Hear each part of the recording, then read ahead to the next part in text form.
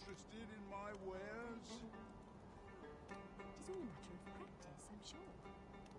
That old fool wouldn't last a day without me.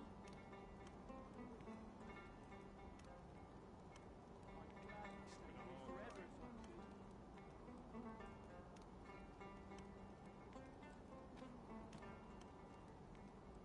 I do say so myself. Go on, have a Pleasant look. surroundings make for clearer thoughts. Not much has changed since I was a girl. Same himself. Time to be heading home.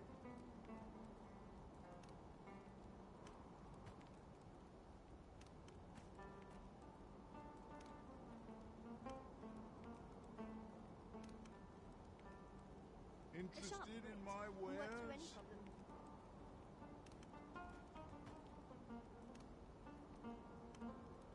Your mornings get earlier and your bones get older.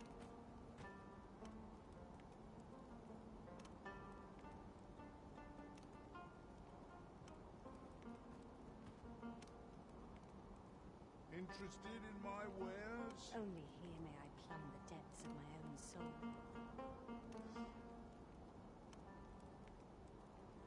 Now I have to go to market on top of all else.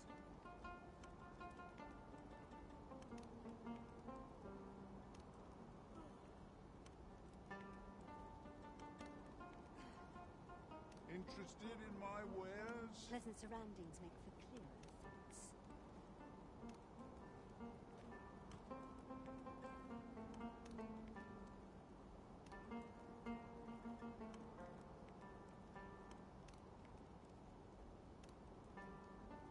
I've seen better days, that's for sure.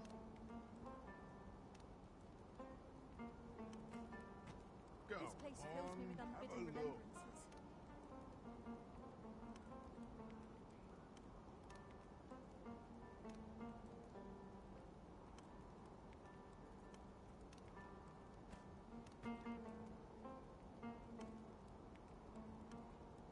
Time to get to work.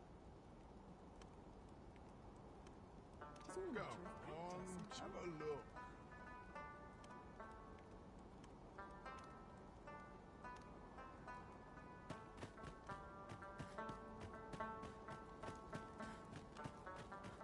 Take joys by the handful and regrets by My feet always leave me lost track of time. looking for all tidbits of this possible puts me right at home. These writings could be of import. Shall we take a closer look?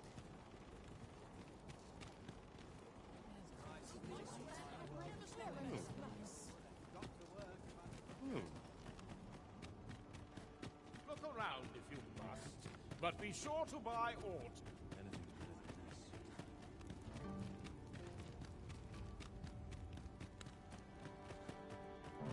Must you run so fast? I can hardly keep you in my sights, Arisen. Let us endeavour to keep up. Hoy! Looking to change your vote? No need to overthink it. You can change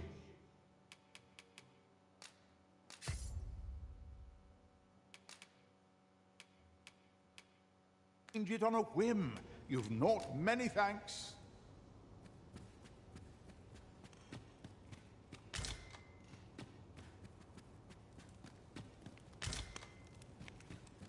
Go on, have a look.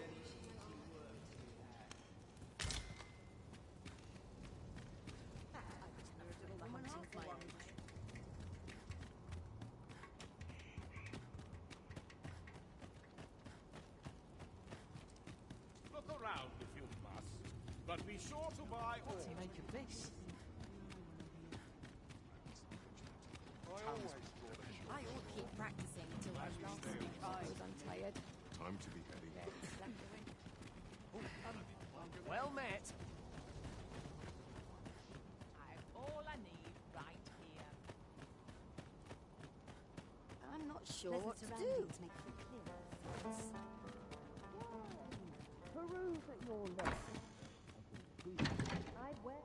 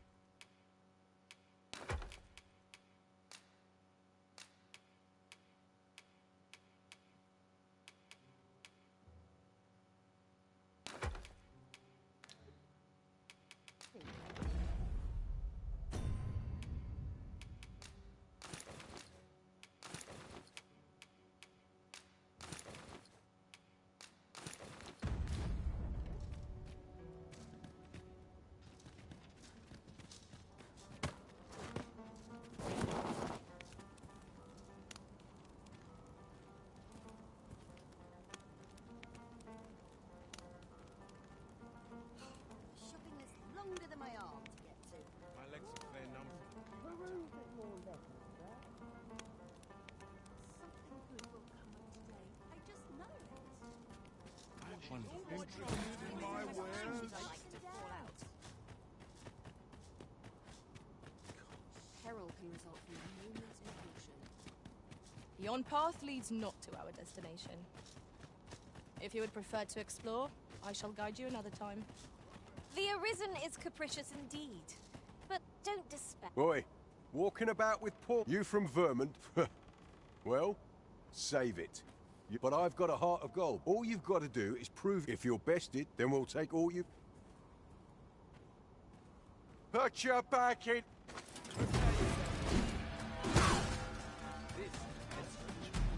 No mistake. Hang in there. You're not done yet.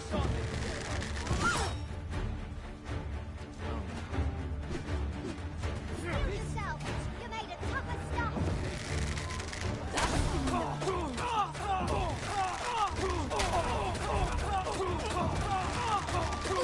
Well now, what I must say, these... And who are you, sir? Nay, this is not my conscience. Is there even What'd be in it for... the fact that I... Ragnall. Well, but I trust you'll have no... Oi, bring it out! Where's that reprobate gotten off to? We'll see if you can escape me a second time. Show them your metal.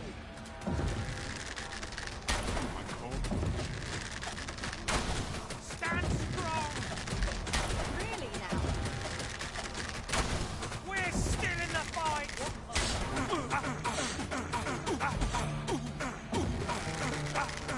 I will not accept this.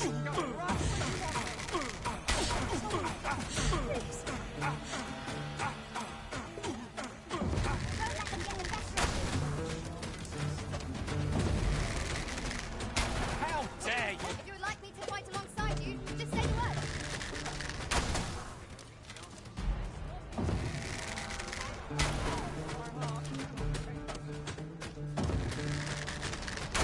No, I pray you. Still in the fight. You must fight. How dare you! You're not done yet. I don't believe... Come on, you lot. We'll leave.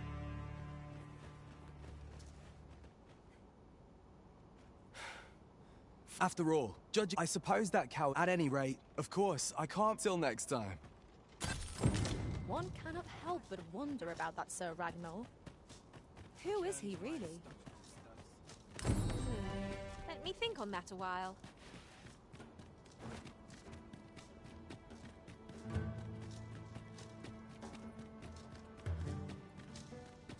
The pursuit of betterment is an endless journey.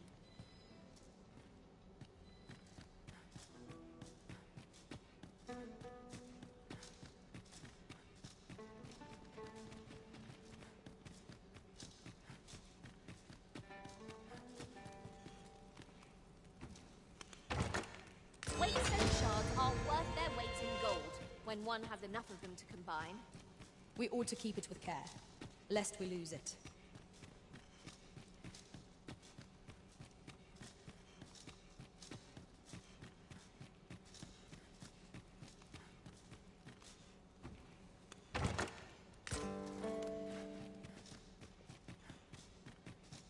I need not strive to know my own.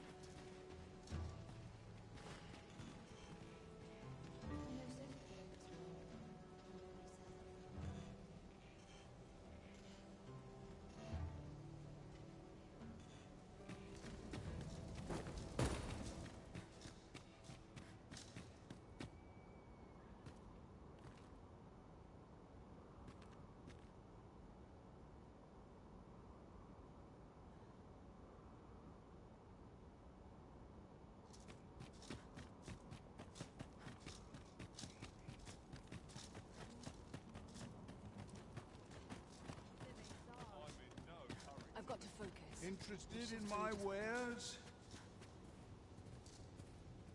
If I Hoy! No need to overthink it. You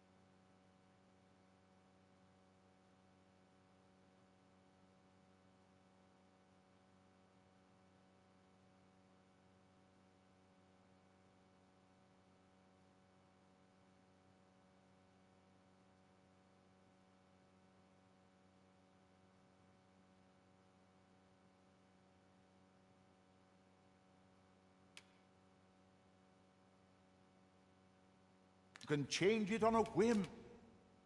You've not to lose, and you might even make a new discovery.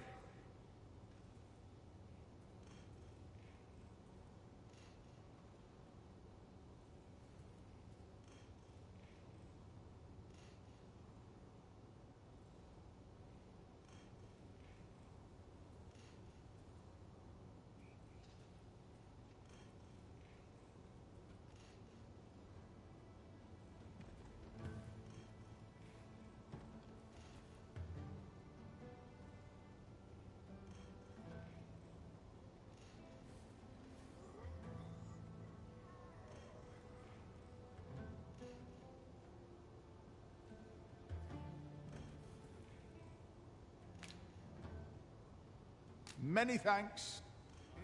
Hoy! No need to overthink it. You can change it on...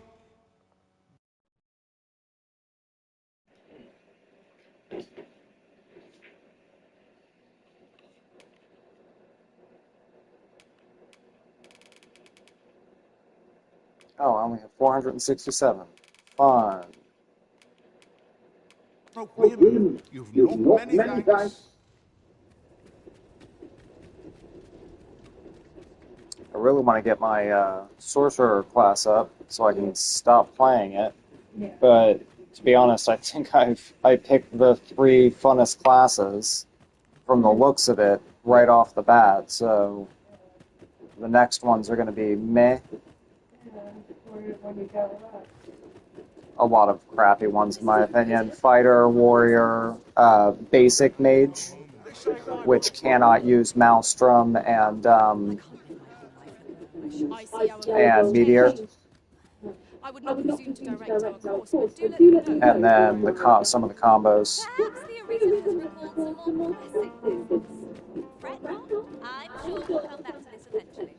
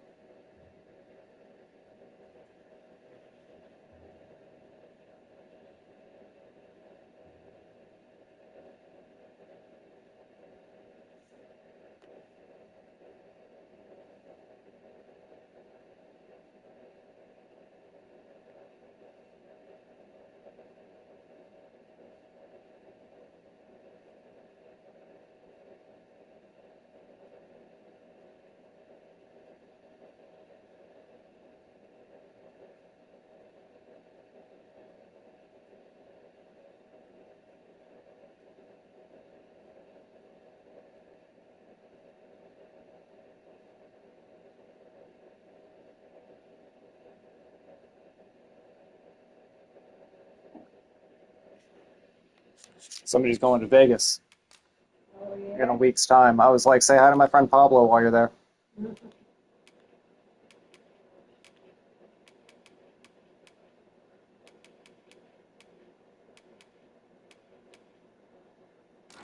Visiting their grandmother. I was about to be like, your grandmother wouldn't happen to be a 34-year-old Spanish kid from Claremont, Florida, would they?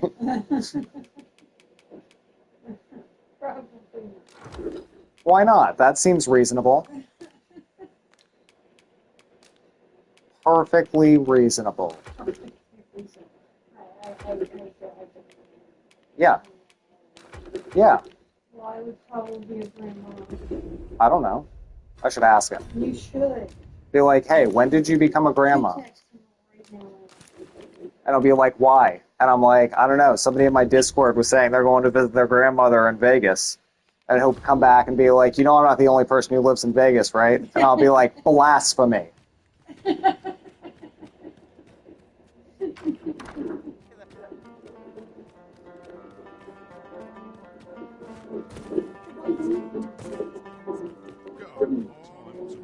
Dude's going crazy on that sitar.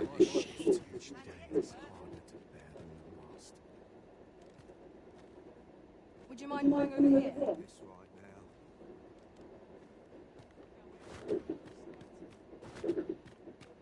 We have arrived.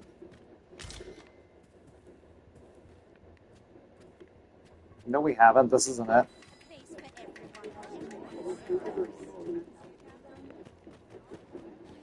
It's in here. Huh?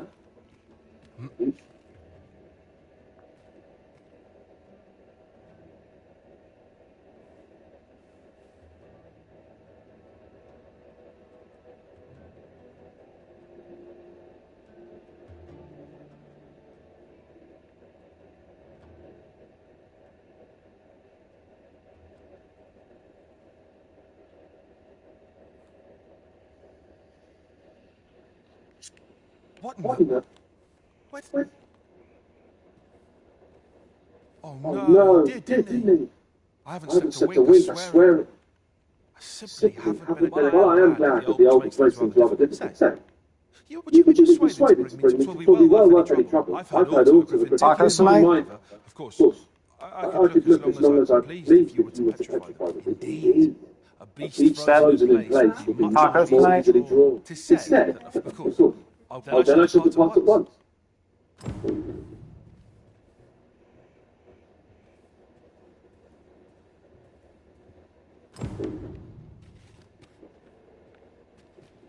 He wishes to gaze at the griffin first hand. 'Tis a tall ask, but not impossible. Shall we go where we are bid? No. Follow me, master. I shall go to the location. I won't. Well, now, isn't this lucky? Someone who knows the way. Ah! I did an oopsie.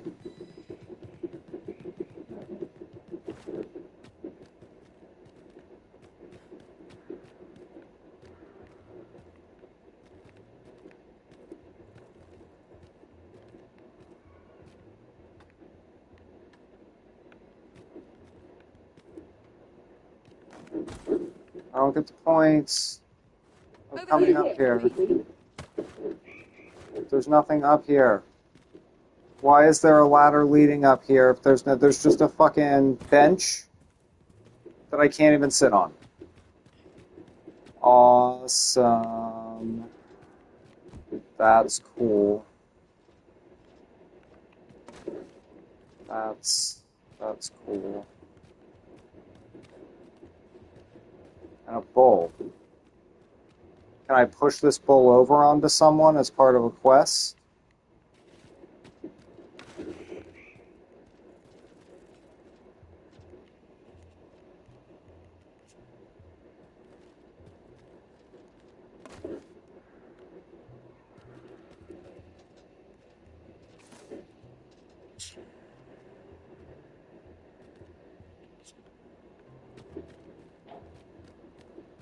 I don't know, dude.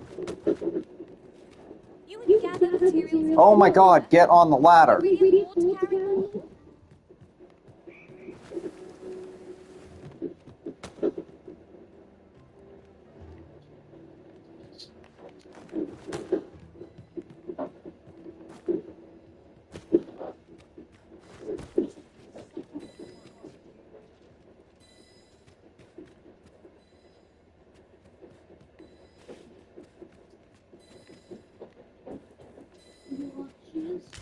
Yeah, I want cheese. I never ate my cheese that you packed for me for lunch. Thank you. An energy drink? Yeah. Yeah. That sounds tasty. There you go. Thank you. Where is this chest? That I cannot help you. Deb, I don't know. where is this chest? Deb, I didn't put it there, Deb, so I don't know. Deb. Michael, I cannot help you. She's beeping. Look at her. She's beeping. Whatever.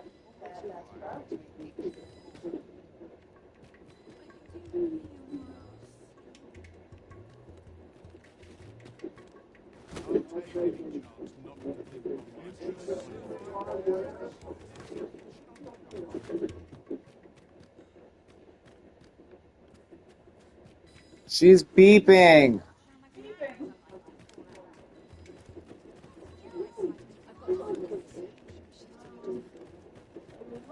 It's somewhere in here.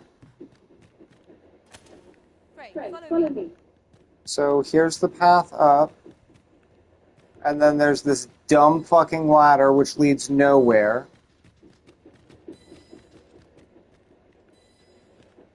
That's outside again. This is his bathroom.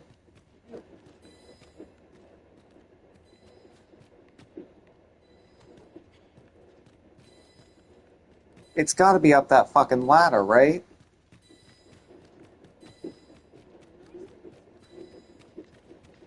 See if she's beeping up there. Or... Is there any no?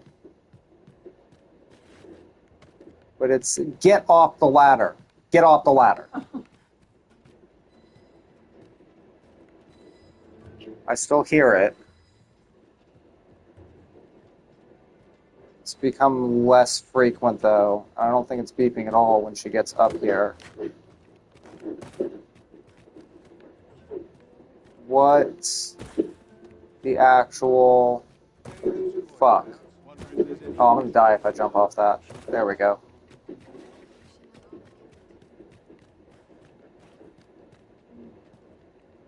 Okay, so...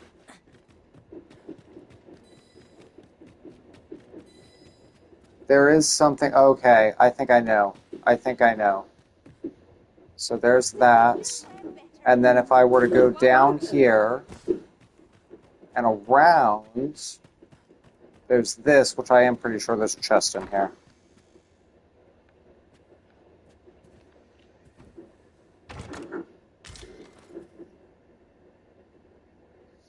That it?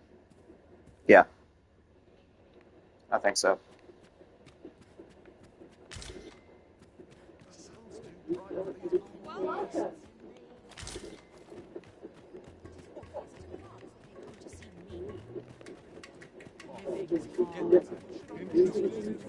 This is my house up there, but I haven't gone down here and stolen from these people yet. The arisen is capricious indeed, but don't despair. You're capricious. Fucking call me capricious. I'll kick your ass. Yeah, that's right. Get out of my way. Move, bitch. Get out the way.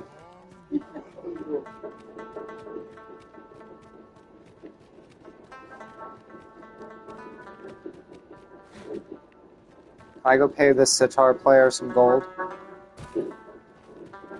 That's not a sitar. What is that?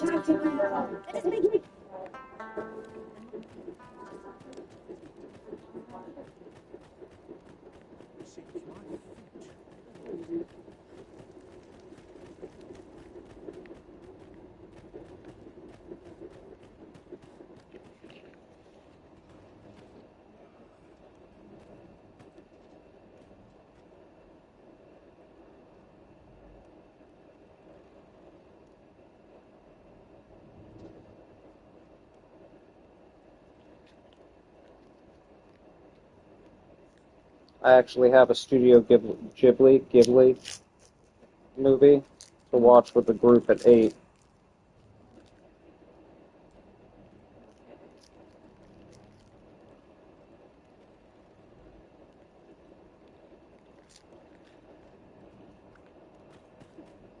I gotta think about what I want to do on this.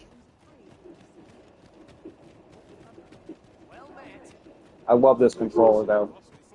Freaking amazing. Yeah. Yeah.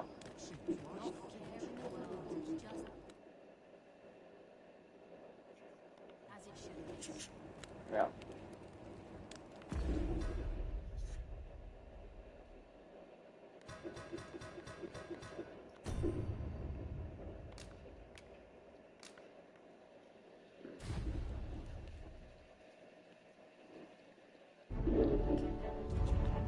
Ah! At least it wasn't my control.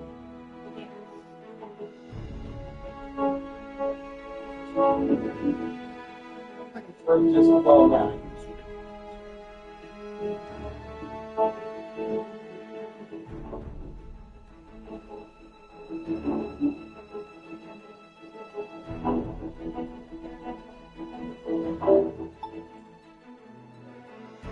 All about throws in garbage now. No, I wasn't just All for 5. So I finished my cheese stick, and my brain thought, okay, now there's something that you have to throw away because we just finished that. And the remote was in my hand, so my brain was like, that's it. That's what you need to throw away. Yeah, why not? That would be wrong. Yeah? You think? You're with all loose and snakes to the left hand and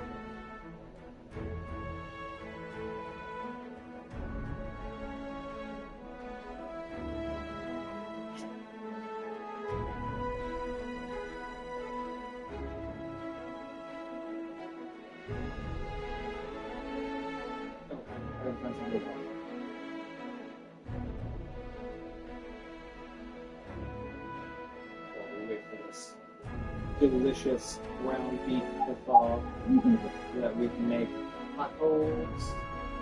Fuck, it's still not up.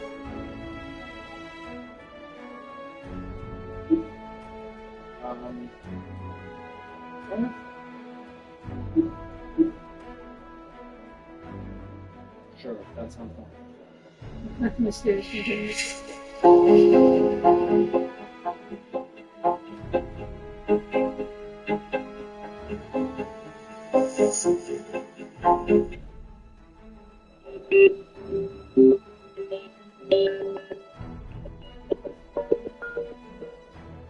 Hong Kong drone ship, MV Bass Strait. It was the summer of 2019. A fleet of 7 U.S. Navy ships stationed off the coast of California experienced a series of mysterious and intrusive visits that raised severe security concerns. Described as being swamped, these ships, including the USS Paul Hamilton and USS Bunker Hill, reported being followed by unidentified flying objects. The Pentagon released photographs showing a number of small UFOs hovering in the skies above the fleet. From the outset, these objects were suspected to be drones. Yet, their origin, controllers, or whether they were autonomous remained unknown. Reports indicated that, on at least one occasion, the fleet was visited by more than 100 drones, boasting technical capabilities that surpassed anything previously known.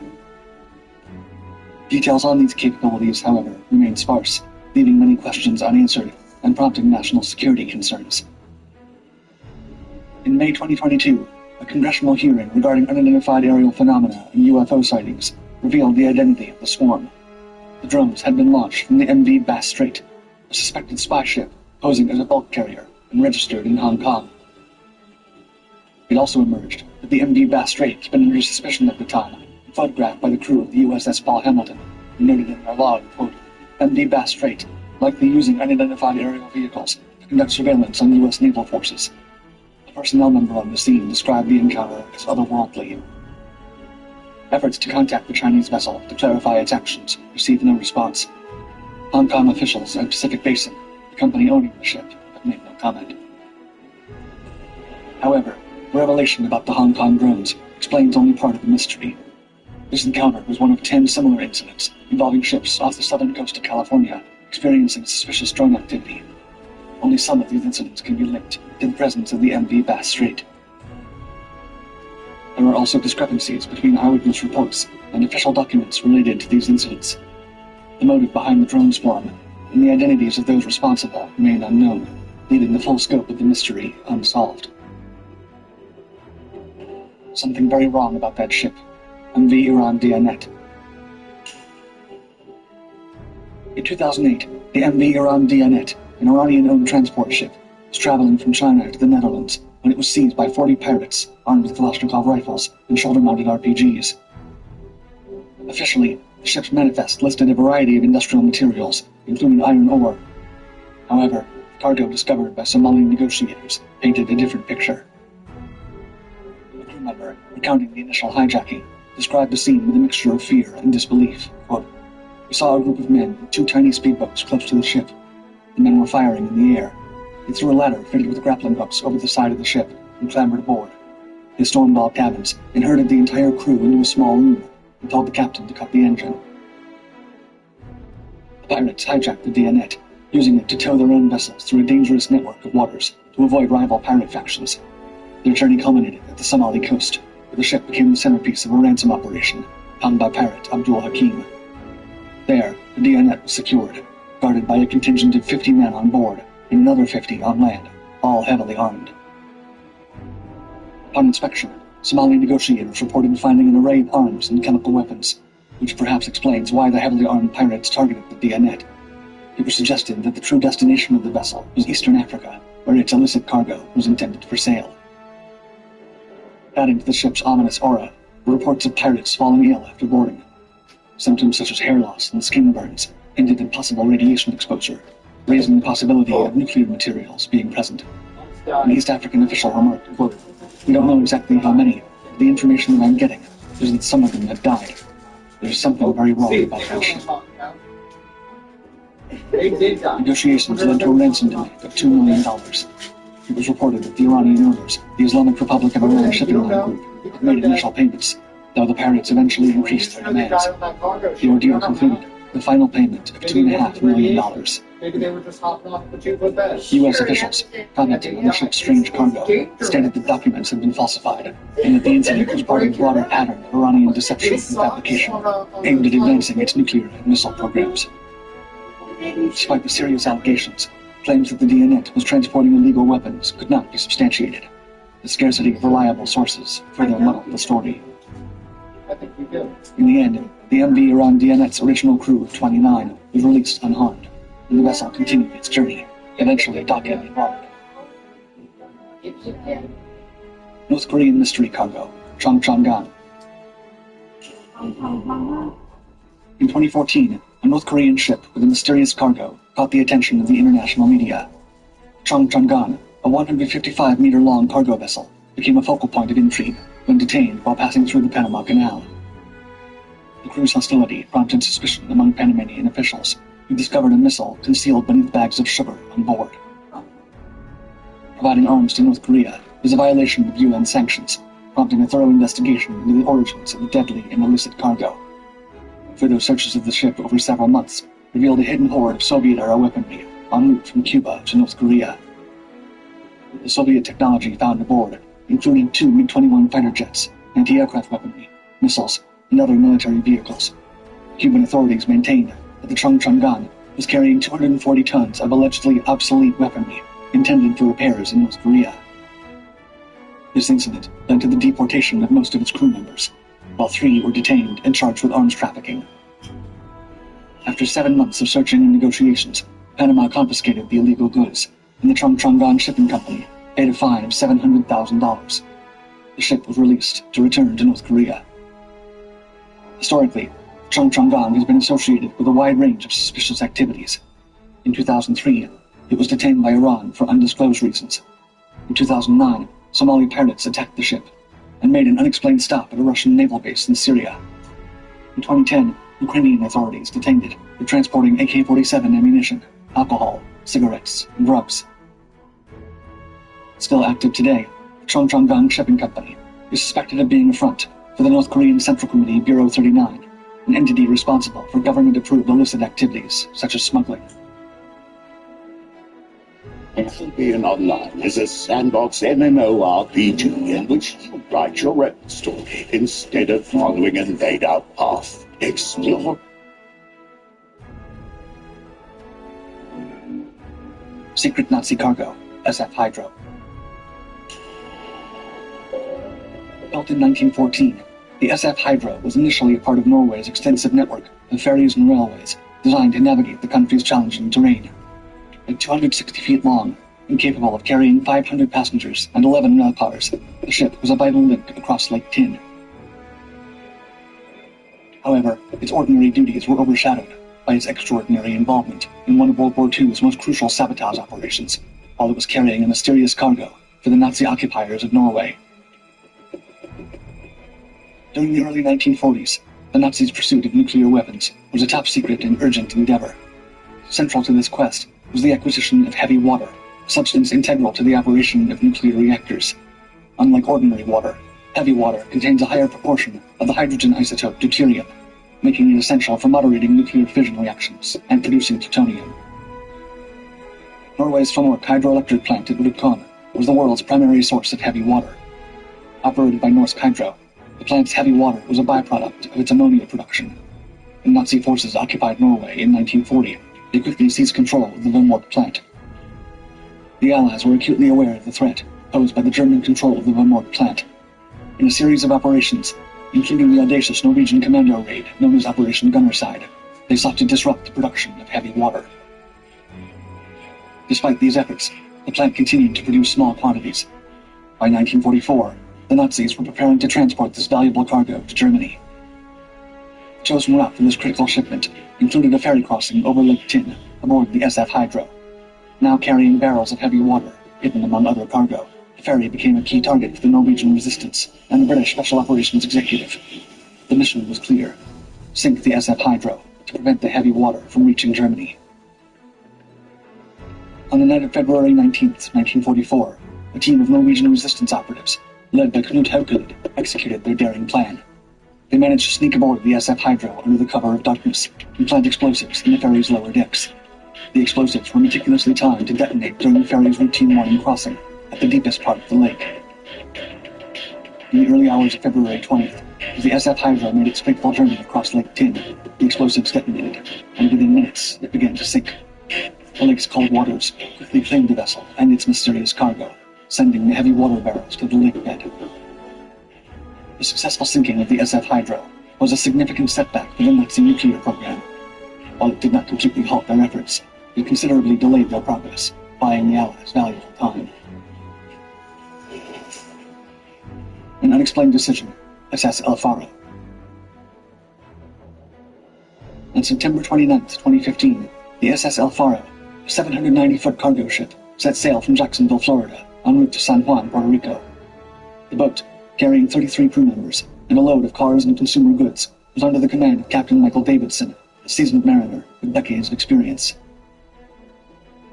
However, with the looming threat of Hurricane Joaquin fast approaching, what should have been a routine voyage instead became the epicenter of one of the largest and most baffling maritime disasters in recent history. By September 30th, Hurricane Joaquin had intensified into a Category 3 storm, with winds exceeding 115 miles per hour. Satellite imagery showed the storm's unpredictable trajectory, but the typically cautious Captain Davidson, relying on his experience and the ship's capabilities, made the inexplicable decision to maintain the course toward San Juan and straight into the hurricane. As the storm closed in, communications between the SS Alfaro and the mainland grew increasingly desperate. On the morning of October 1st, Captain Davidson reported that the ship was listing heavily to the side due to water ingress, and that the main engine had failed, leaving the vessel at the mercy of the hurricane's ferocious winds and waves. The final haunting communication came at 7:30 a.m., and Davidson sent a distress call, indicating that the ship was taking on water and listing at 15 degrees. Shortly after, all contact was lost. The U.S. Coast Guard launched an extensive search and rescue operation, scouring thousands of square miles of the Atlantic. Days passed, and hope waned. On October 5th, debris and a damaged lifeboat were found, but there were no signs of life. Search was officially called off on October 7th. The investigation into the disappearance and sinking of the SS Alfaro revealed a harrowing tale of human error, mechanical failure, and the unforgiving power of nature. The ship's voyage data recorder, recovered nearly a year later from the ocean floor, provided haunting insights into the crew's final moments. Recordings captured the mounting panic as the ship took on water, the engine failed, and the vessel began to capsize. Crew members desperately discussed their options, but it was too late. The Alfaro was doomed. The National Transportation Safety Board report, released in 2017, cited multiple factors contributing to the disaster. Chief among them was Captain Davidson's unusual decision to sail into the path of Hurricane Joaquin, underestimating the storm's strength and overestimating the ship's resilience.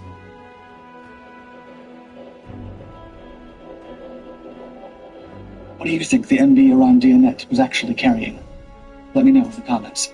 As always, thank you for watching Dark 5. Like and subscribe.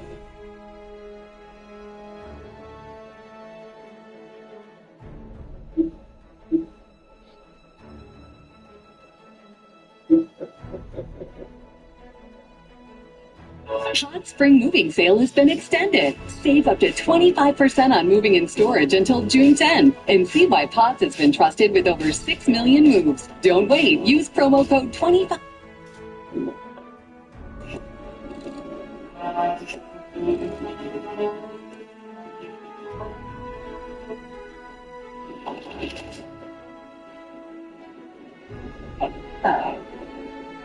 What's going on with you? I really gotta go.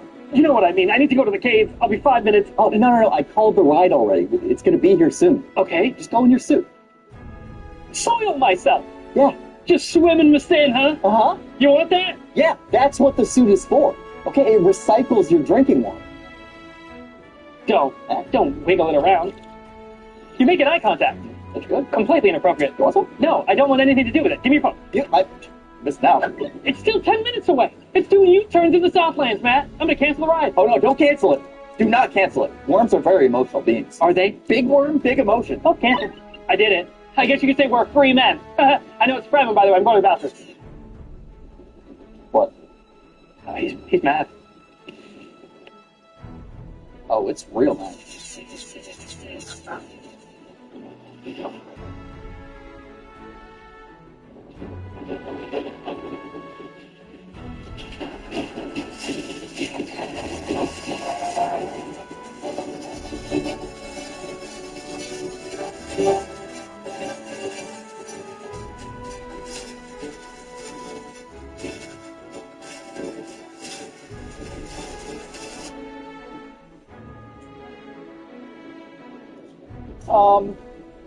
Firm back?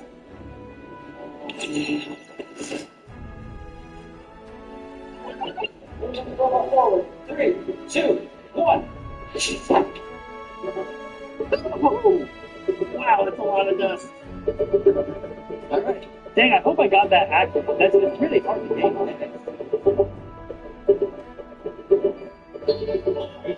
What's happened?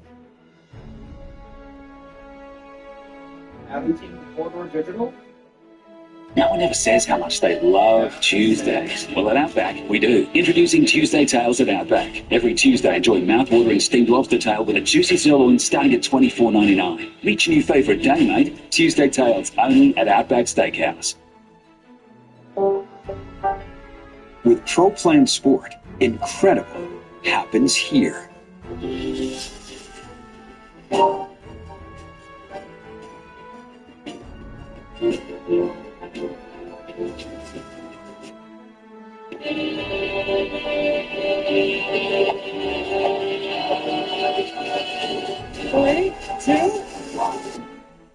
I love the Dune movies, specifically for the sandworms. They're so freaking sick. So much so that I wrote a script about them. But I'm no spice baron. I don't have that kind of Hollywood cash. So to make this, I need to turn to my next great love. Miniatures. They look so tiny. All my favorite movies have miniatures, and I have been fascinated in the craft of making these tiny things look humongous. But how do we get our hands on a miniature sandworm? Well, we go to our local AMC and ask for the Dune popcorn bucket. Hey, do you happen to have any of those Dune popcorn buckets? No, you don't have any of those? So it turns out these things are sold out everywhere. And I tried looking on eBay, but...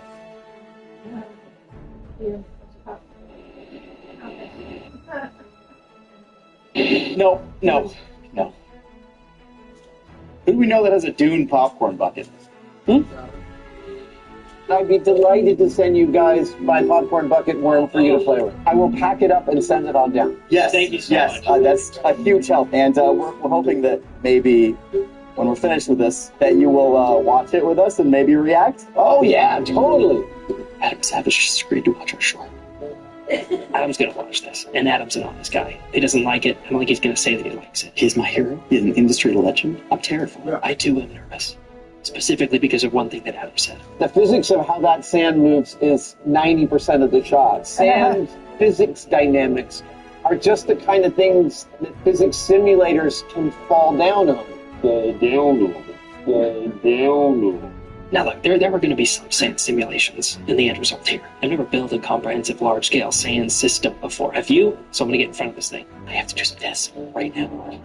So we need to test which sand looks best on camera. No better way to start than actual sand. Stand back. Representing our sandworm is a much tinier sandworm. So it's a miniature of a miniature. It's a mini. This bin will be our sandbox, and here's some plastic to keep it from leaking. And on the day, essentially, we're just going to build a bigger version of this. That makes sense. Fill up that worm. 3, 2, 1, action. It exploded out of my hands, and I don't know what happened. You spilled it everywhere. If this worm were 30 meters, that sand... Dude, that'll be like boulder. These would be huge boulders in comparison. Oh!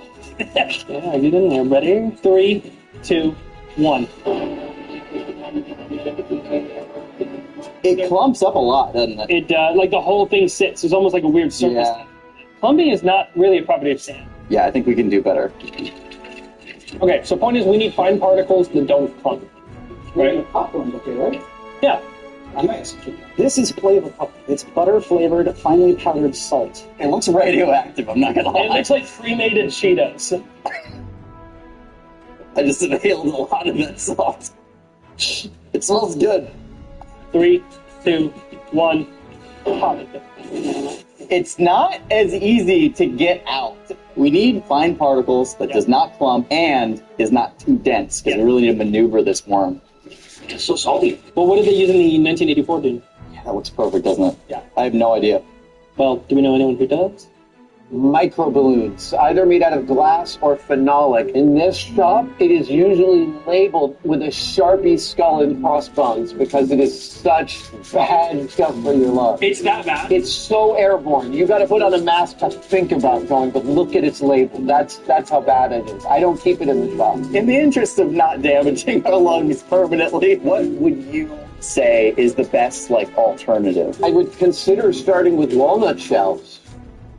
What? Pulverized walnut shells. You can get them at any Hollywood rental house, I think. That would be a super lightweight thing that is not super dangerous for you guys if you ramp the footage to 100 frames per second or something like that. You want to use that higher frame rate to help you with the physics of it.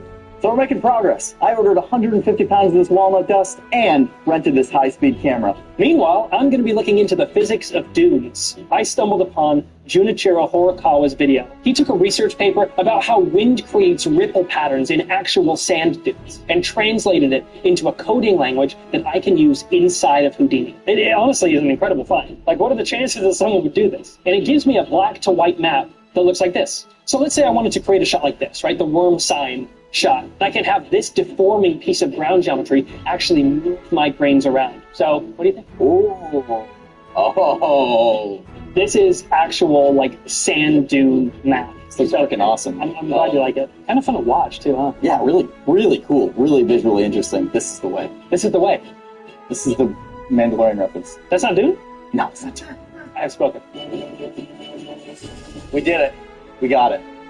The worm. Ooh. Yes. Adam's worm. Adam's worm. Adam's worm. We got it. Dig in, baby. Ooh, let's go.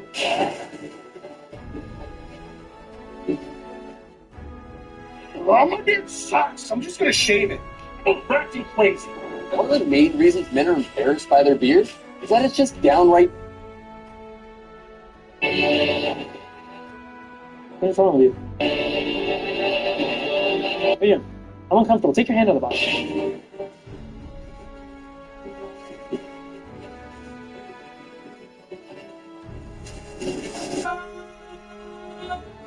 Oh, nice. Looks good. Good looking worm. Thanks, Adam. Now we need some dunes.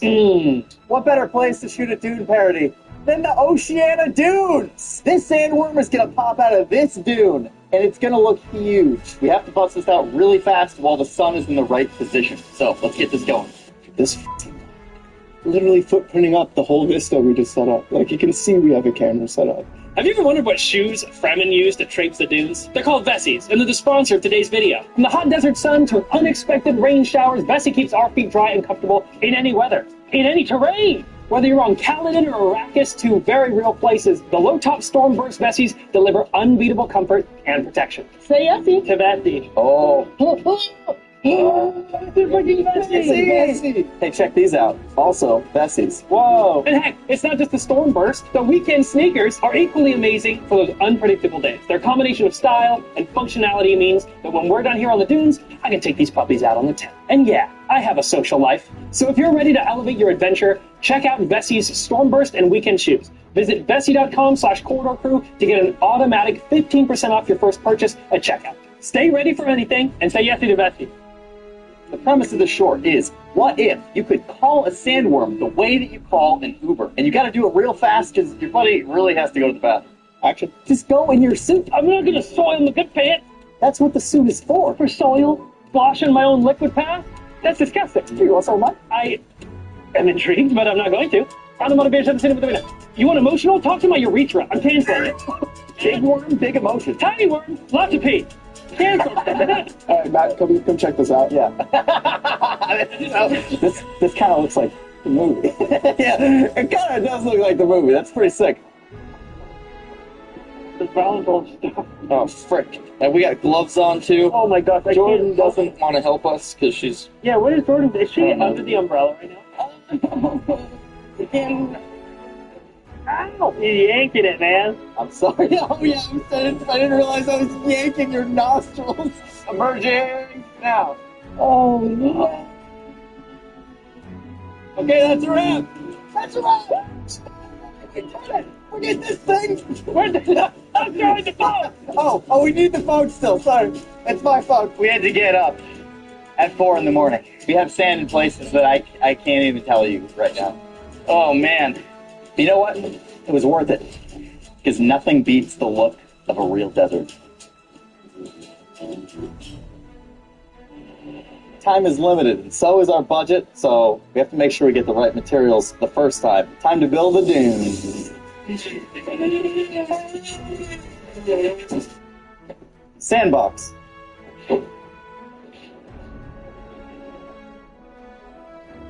Okay, we got the wrong supplies the first time, so we gotta go out and do it again. We're gonna have to play around with stuff. We're gonna have to experiment. And this is another process of experimenting. Now we're talking. Look at this puppy. Oh, here we go. We're on the right track. Don't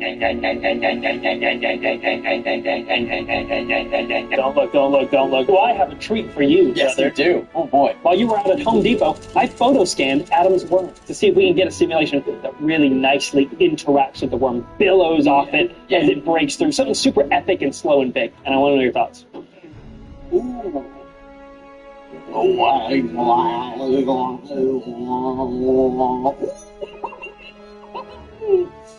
That's fun, man.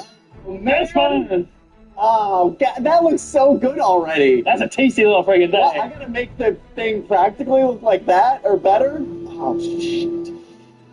All right, Jordan, now the time has come. We gotta shoot some miniatures and make them look real, real big. So we have some tools in order for us to do that. And what are those tools? First, we have the Free Fly Wave, capable of shooting over 1,000 frames per second. That's a lot. Yeah, we need that. And on that camera, we're wearing the Lao 24mm probe lens. Oh, look at how long that is. You can get it right up against the sand where big old cameras can't really get. What is the f-stop on this thing? This is the T8. That's at its minimum.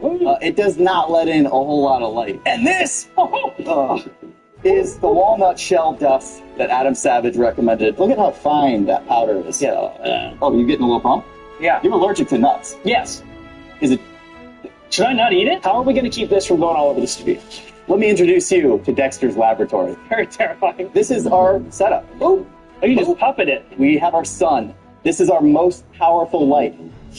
Oh my.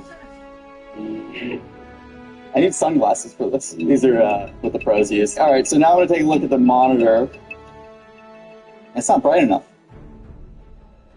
You see... Welcome to Maison Perrier.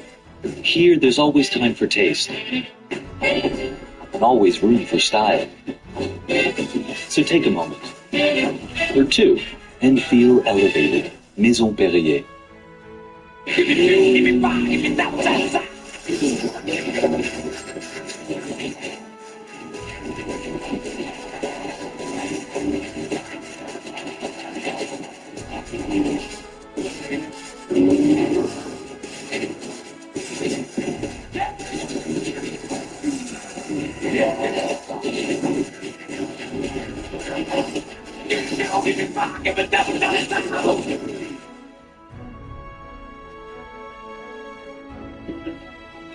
What better way to simulate the brightness of the sun than the actual sun? Let's see if this works.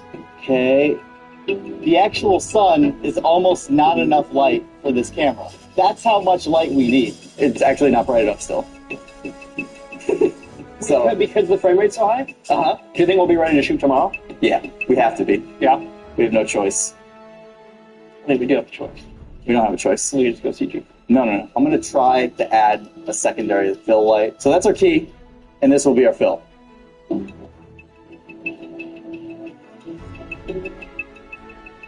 Still not bright enough. You need that super hot main single source. It's got to feel like a single source entirely, while you're also making sure you have the fill that you need. What a pain in the ass. We need another one. We get one more in here. Hey, the whole gang's here.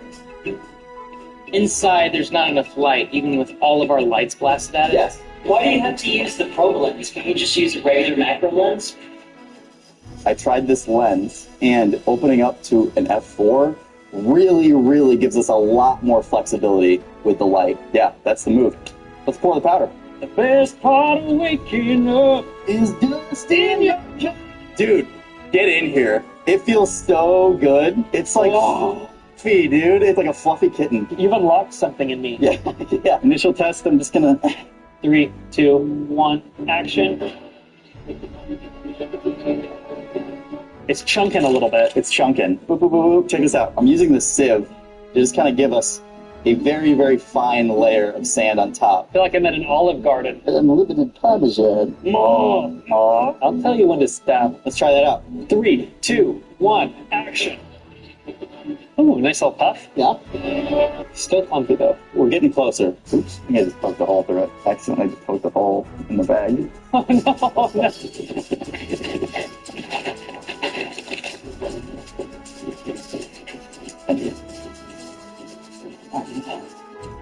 Cool. Okay, we're back in business. It keeps getting stuck in the... I mean, it's basically like a big shovel that's just shoveling sand and then it's just keeping it in here. We get some canned air in here. Now that's interesting. What if we just hit it with some canned air? To like blast the clumps to pieces, friggin' gat them. Worth a shot? Worth a shot. And go. Oh, Frank. That was my fault. That was bad. I hit it late, but dude, if we time it, if we time it, it might work. Like once it hits it, it atomizes everything. It goes. Yeah, it does. Timing on this is everything, because again, it's slowed down dramatically. We used 100 gigabytes already. Oh, good lord. This is harder than I thought it would be. This whole process is, like, very finicky. It's hard to get real stuff to look real. Which is weird. The only way we can nail this is just by doing it over and over again until it works. Until it eventually works, or doesn't. You guys messing in this space reminded me of some of that earliest ideation of effects work that ILM was doing. Iterating and trying multiple different versions of the thing to see what might land. Playing with them in every permutation that you can. Anything that works, right? Rolling. 3, 2, 1.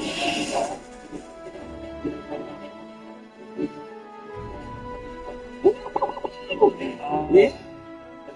That's it. We did it.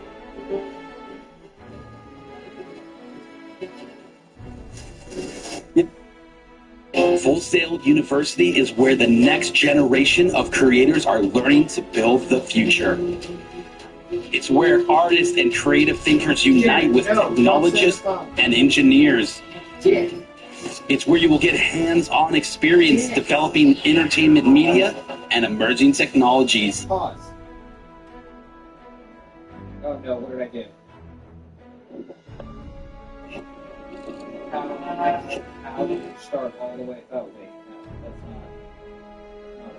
no, that's not right. I lost it.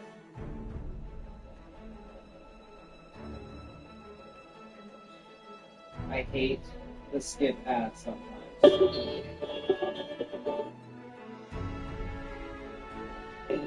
Rolling. 3, 2, 1.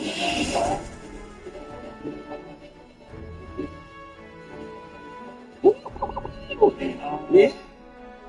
That's it. We did it.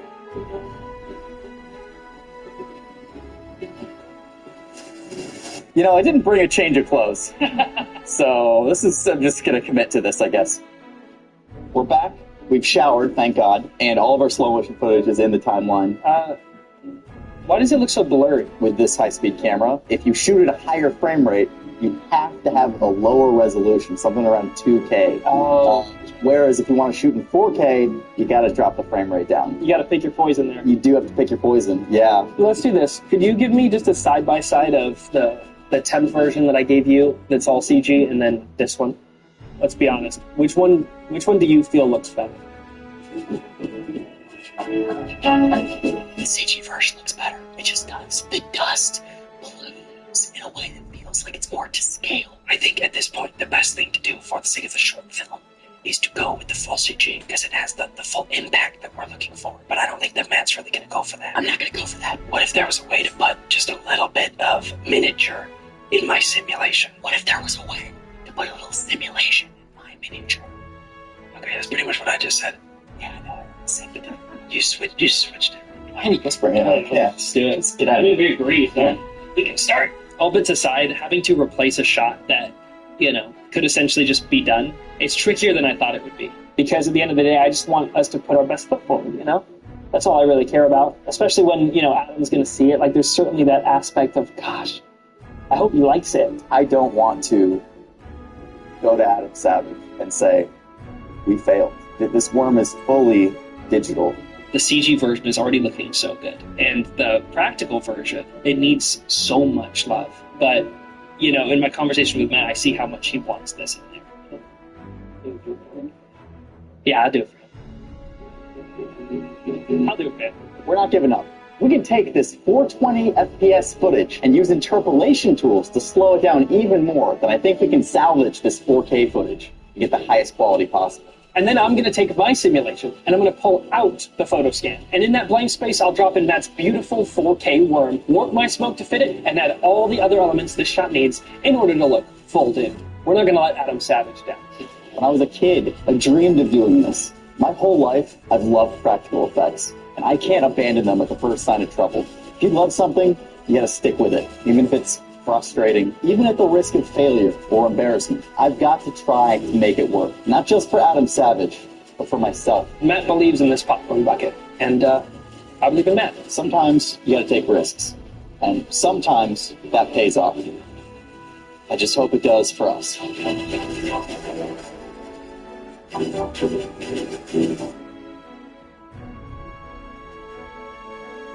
there he is. Hey, guys. Thank you so much for joining us once again. Yes, here. thank you. So should I watch it right now? I've got the video loaded. See what you think. Go for it.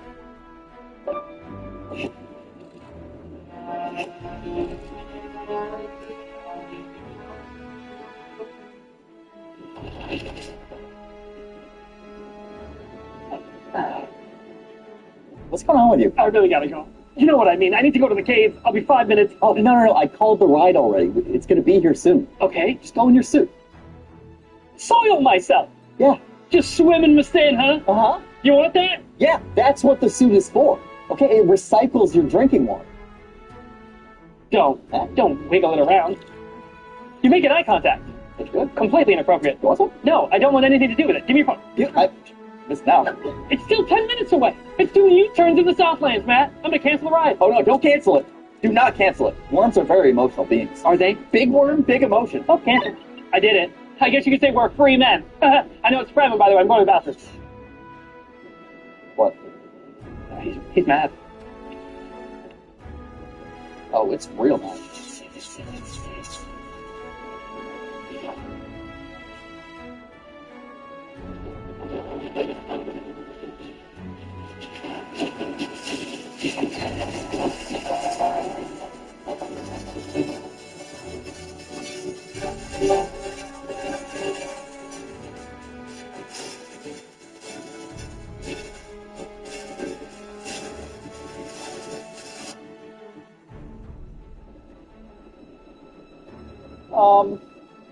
We're back?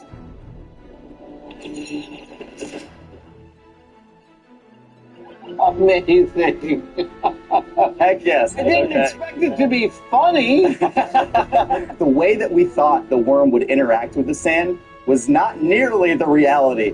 Not even close. This kind of problem solving and showing how difficult these really simple things that you don't think about, how complicated they can get, and how long that tail can be. You guys are doing the Lord's work for young filmmakers here. My personal favorite shot is that last one. There is such an authentic feel to the motion of the worm that Matt is puppeting as it's moving through, half my CG smoke and half the smoke that we pulled from the plate. It's married so nicely, and I think that's the one I'm proudest of. It's the most beautiful shot, and I want to say this. I don't think there's much of a difference between the experimentation you were doing with walnut dust and frame speeds and the experimentation you were doing with the math you were inputting into your simulation.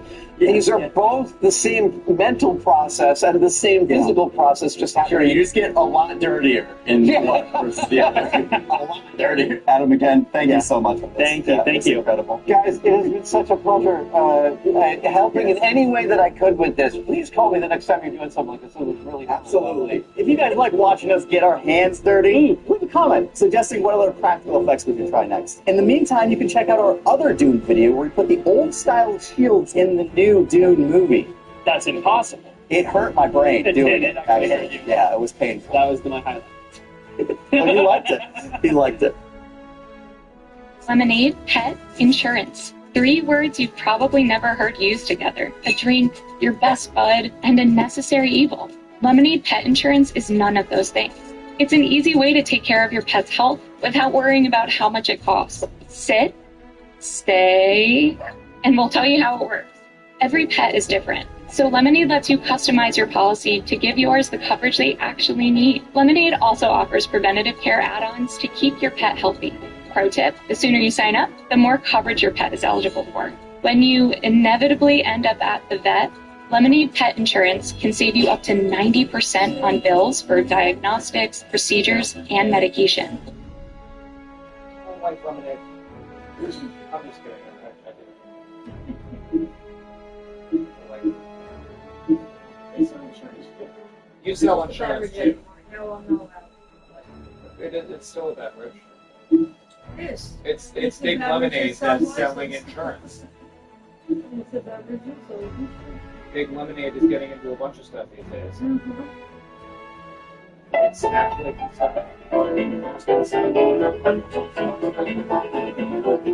yeah, Sean Hines runs these things are not constantly decline in comedy. We think what's happening is now child that the whole coming together as a community. The children have yeah, it doesn't make sense. What we fear as kids and young teens is running. We're all getting together to work with each other and finding ways to shape the man. Now they have taxes. They have tax havens all over.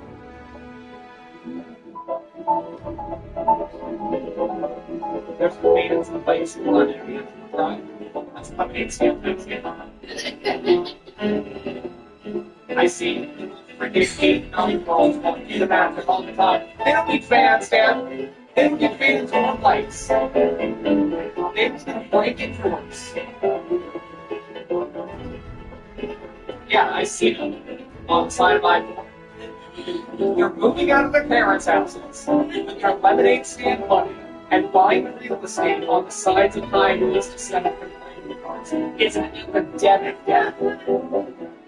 I know. It's a problem.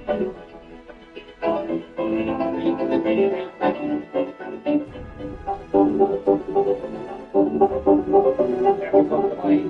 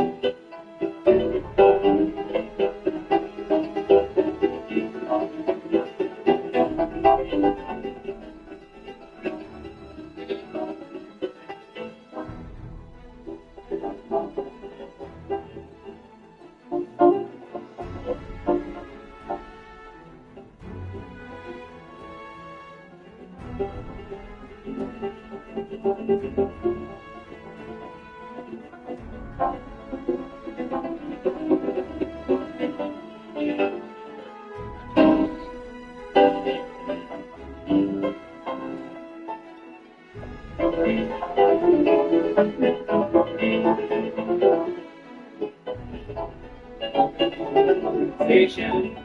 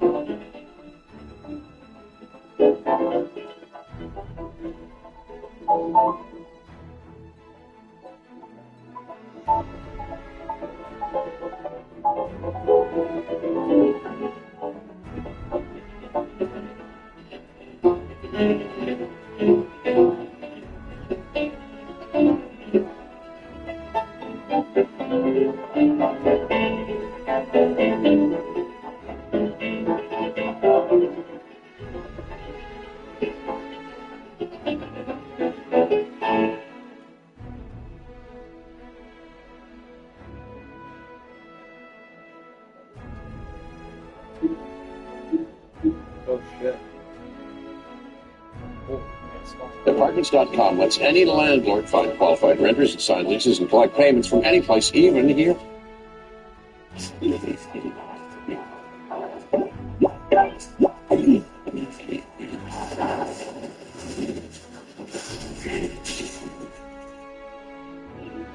Game world or real world? Seatbelts save lives.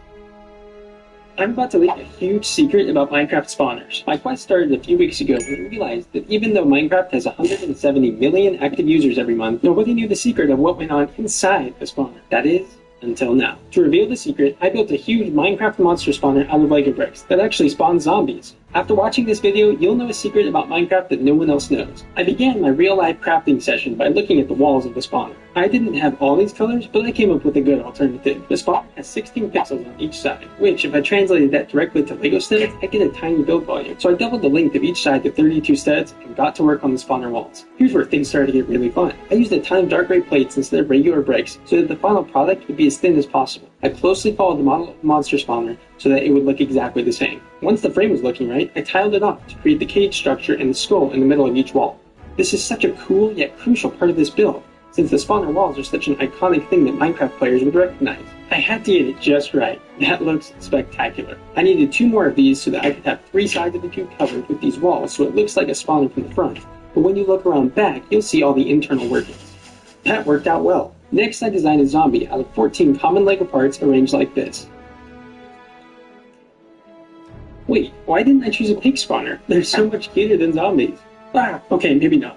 Anyways, back to building the zombie. This looks incredible, except for the face. I decided to figure the eyes out later. I knew some of what went in the spawner, like the spinning zombie and the flames of course, but I was going to have to be creative with everything else. I started working on building a hopper to store the parts for the zombies. It's this size so that you can fit the large parts and the small parts. I used a special technique of short pins, half pins, plates, and tiles to fit each part into a track with just enough space for the parts to fall but not change orientation. I built a track like this for each type of zombie part and connected them all together. How oddly satisfying. Next, I needed a feed system for the hopper. I used a modular submodel of pulleys and 3-link beams. It was time to test it. The conveyor worked great, so I mounted the hopper on top of it. This system does 2 jobs at once. It conveys the stored parts from the hopper, and it also flips the parts 90 degrees to the right orientation as they are being conveyed. Finally, the first installation into the zombie spawner. The hopper and conveyor are cool, but there are even better things coming. The next thing I added was a stopper, so the parts wouldn't fall off the end of the conveyor. The stoppers needed to be less than 1 stud wide so that the zombie parts could be grabbed from the conveyor. 4-length bars worked well for that, so I went ahead and added the same submodel to each of the other conveyor sections as well. Then I loaded up the hopper to make sure everything was working. It all was, except for this one piece, but I fixed that. It was finally time to get this conveyor motorized. Each time a part was used, the motor refilled that slot from the hopper. It was perfect. The next item I needed was a stand for building the zombies. I used that same special half pin and plate technique to get the perfect height on these axles to support the zombie, but also let it be removed from the stand. This design was extremely effective. It was time to get this thing mounted. Easy enough. So the plan is to have a robot move the parts from the conveyor to the stand. Oh dear, hopefully the robot is better at this than I am. Spoiler alert. It is. After adding another support to the zombie stand, I was off to the next challenge of building something to press the zombie parts together. First, I created 2 separate press rams. 2 rams were required because of the axle supports in the zombie stand. Next, I created a smooth surface for the rams to slide on. Then I put together this motor and gear train. As this motor moves, the outer 2 rams actuate, and when I eventually connect the second motor to this axle, the inner ram will actuate. So I built this second motor mount and connected the 2 motors together. They're both geared down 3-to-1 to provide the necessary pressing force. Since it's a press, I added more structural elements to strengthen it. Okay, it was time to mount this new addition. I connected some wires and I tried it out. My guess was that this would do the trick. I was trying to keep everything as small a footprint as possible. So far, that's been... Full Sail University's art and design programs embrace design practices built around emerging technologies. It's art outside the box. Courses focus on traditional and non-traditional foundations, including experiential design, character animation, motion graphic. That's been pretty good. Everything was coming together, and I was getting super excited. As I added a couple more connection points for the press, I began to think about the last major item, the robotic manipulator. It would need to move parts from the conveyor belt to the build stand, hold parts during pressing, and move the finished zombie into the growth/teleportation chamber when it was finished. I began by working on the gripper itself. Rubber pieces on the ends will grab the part, and the motor will move this slide back and forth to grab or release the piece. Adding a rack and pinion will allow the motor to interface with this slider. I needed to test to make sure this gripper would work for 1 stud and 2 stud wide pieces, as well as short tiles. The test was successful for all of them, so I moved forward with this design. Next, I added a motor to the gripper. The gripper was done, and now I needed to add 3 axes of motion to it. I'll call the first axis the Z-axis. It will be for the gripper height. I used a series of bevel gears to interface with these gear racks. Okay, that was the first axis. Now for the other two. This one was easy. I just needed to connect the motor to move these gear racks. So I built a support stand for the main assembly. Then I attached a motor and short gear train to mesh with the gear racks.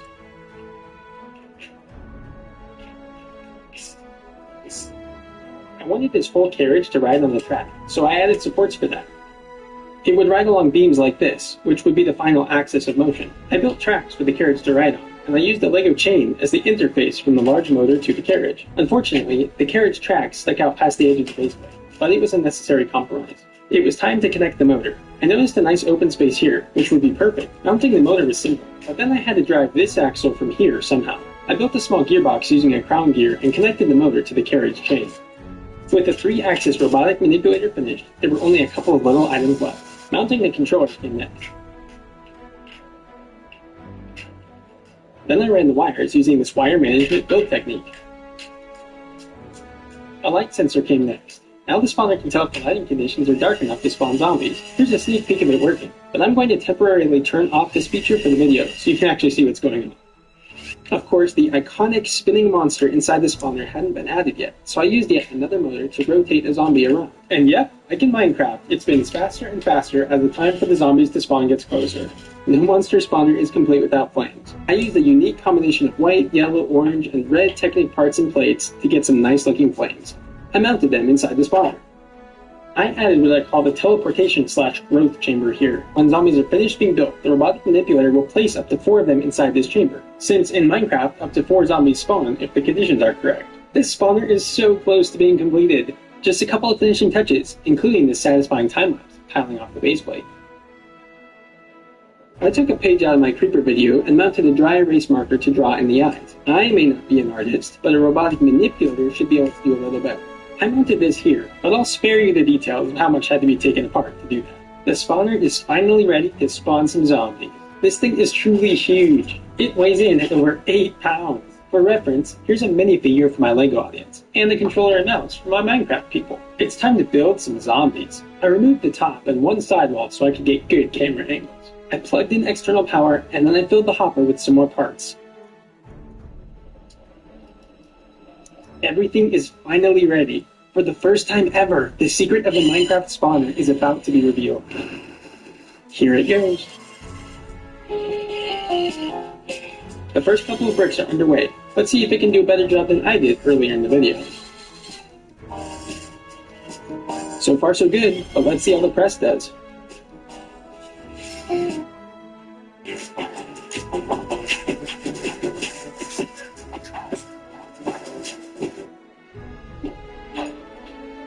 I swore to protect this island with my life. But now the Mongols have...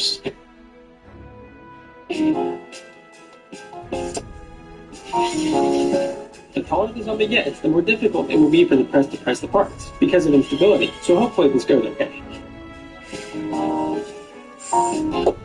It's looking good. Now it's time for the zombie's own.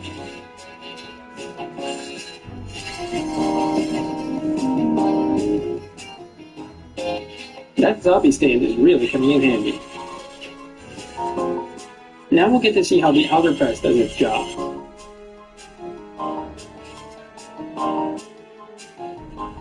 It worked like a charm.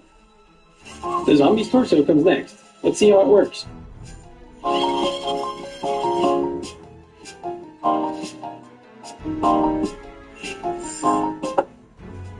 And now for the other arm. By the way, if you like these videos, please subscribe. It helps me produce more content for you to watch. Thank you for watching and engaging with my videos. It truly means the world to me. Now, let's get back to the zombie. Both of the arms are almost complete.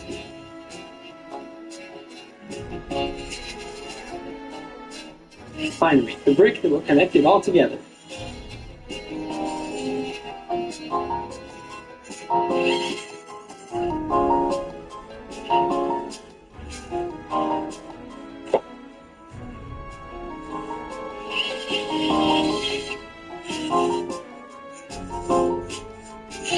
Just a couple more parts, and this zombie will be ready to chase Steve till Kingdom Come. I can't wait to see the look on his face.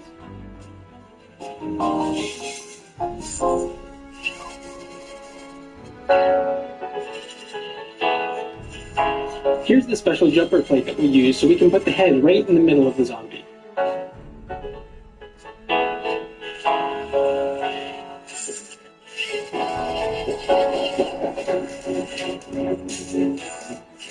Soon we'll get to see how the robot draws the eyes of the zombie. Hopefully it does a pretty good job, but we'll wait and see.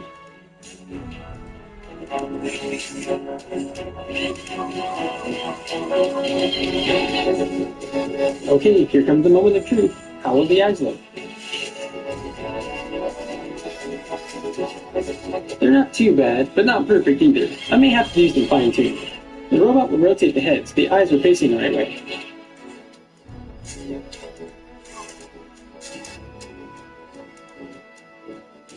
We're down for the last piece, and then this zombie is headed to the growth and teleportation chamber.